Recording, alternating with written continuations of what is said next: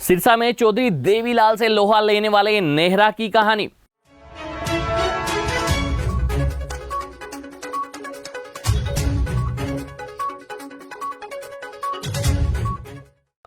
नमस्कार, मैं गौरव और आप देख रहे हैं एनवन लाइव हरियाणा।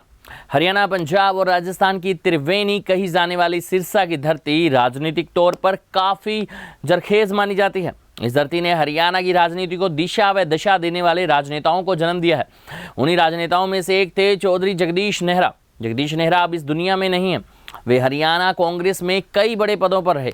कभी प्रदेश की सबसे हॉट सीट रही रोडी विधानसभा क्षेत्र में वे चौधरी देवीलाल बेटों चौधरी ओम प्रकाश चौटाला व चौधरी रंजीत सिंह के सामने चुनावी मैदान में उतरते रहे।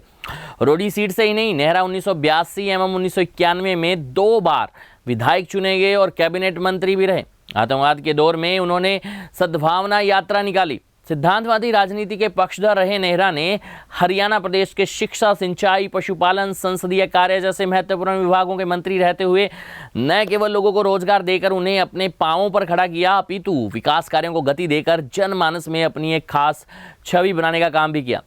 दरअसल हरियाणा में लालों की अपनी एक परंपरा रही है। इनके निर्वाचन और गृह क्षेत्रों को लेकर भी रोचक किस्से हैं। उदाहरण के रूप में चौधरी भजनलाल परिवार पिछले 5 दशक से लगातार आदमपुर से चुनाव जीतता रहा है, तो श्याम बंसीलाल का अपना गढ़ रहा है। इसी प्रकार से 2005 तक प्रदेश के सियासी मानचित्र पर रोडी विधानसभा क्षेत्र वजूद में रही। इस सीट से 1974 में देवीलाल उपचुनाव जीतकर विधायक बने। चौधरी ओम प्रकाश चौटाला, चौधरी रंजीत सिंह व अभय सिंह चौटाला भी यहीं से विधायक चुने गए। पर एक ऐसा शख्स भी हुआ जिसने चौधरी देवीलाल और चौटाला के गृह क्षेत्र में अपना सियासी संघर्ष जारी रखा और कामयाबी भी हासिल की। इस शख्स का नाम है चौधरी जगदीश नेहरा। 2 बार मंत्री रहे, कांग्रेस में कई पदों पर काम किया। जगदीश नेहरा का जन्म 5 जुलाई 1939 को राजस्थान के श्री गंगानगर के भाखड़ावाली में हुआ। उन्होंने ग्रेजुएशन किया और उसके बाद लॉ की डिग्री भी की। उन्होंने अपनी शिक्षा संगरिया, पिलानी, जालंधर, दिल्ली व सिरसा में हासिल की। विद्यार्थी जीवन से ही जगदीश नेहरा ने सियासी गतिविधियों में शिरकत लेनी शुरू कर दी थी। साल 1972 में वे डबवाली पंचायत समिति से संसदीय सदस्य निर्वाचित हुए। नेहरा कांग्रेस की विचारधारा से प्रभावित थे और कांग्रेस कमेटी और कांग्रेस पार्टी से जुड़ गए। 1977 में कांग्रेस के जिला प्रधान बने और इस पद पर साल 1982 तक रहे। 1982 में कांग्रेस ने रोडी विधानसभा क्षेत्र से उन्हें उम्मीदवार बनाया। रोडी एक तरह से देवीलाल का गृह निर्वाचन क्षेत्र रहा।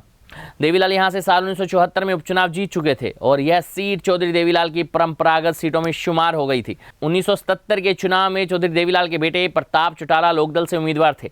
जगदीश नेहरा ने 32,921 वोट लेते हुए प्रताप चौटाला को करीब 12,000 वोटों के अंतर से हरा दिया। हरियाणा में कांग्रेस की सरकार बनी। भजनलाल हरियाणा के मुख्यमंत्री बने और उनकी कैबिनेट में नेहरा को मंत्री बनाया गया। साल 1987 से लेकर 1989 तक जगदीश नेहरा हरियाणा प्रदेश कांग्रेस कमेटी के महासचिव रहे। संगठन में रहते हुए उन्होंने कांग्रेस के लिए खूब काम किया। 2 बार वे जेल भी गए। संघर्ष की पगडंडी पर वे आगे बढ़ते चले गए। 1988 में उन्होंने कालावाली से गांव चौटाला तक पद यात्रा निकाली। इसके बाद साल 1989 में उन्होंने अंबाला से चंडीगढ़ तक भी पद यात्रा निकाली और जेल भी गए। चौधरी देवीलाल की लहर के बीच 1987 में वे रोडी से चुनाव हार गए, पर उनका संघर्ष जारी रहा। 1991 में जगदीश नेहरा ने 34,902 वोट हासिल करते हुए जनता पार्टी के हरि सिंह को 9300 वोटों से पराजित किया। वे भजनलाल की सरकार में सिंचाई मंत्री बने। एक मंत्री के रूप में उनके कार्यकाल में खूब काम हुआ। नहरों का जाल बिछा, बहुत से खाल बने, कई माइनर बने। 1996 में ओम प्रकाश चौटाला से चुनाव हारा, जबकि साल 2000 में उन्हें टिकट नहीं मिली। सिरसा में कांग्रेस को संवारने वाले इस नेता के साथ भी एक वक्त ऐसा आया जब इन्हें कांग्रेस से किनारा करना पड़ा। साल 2014 में भारतीय जनता पार्टी में शामिल हो गए। रानिया सीट से चुनाव लड़ा पर कामयाबी हाथ नहीं लगी। ये थी हमारी खास रिपोर्ट।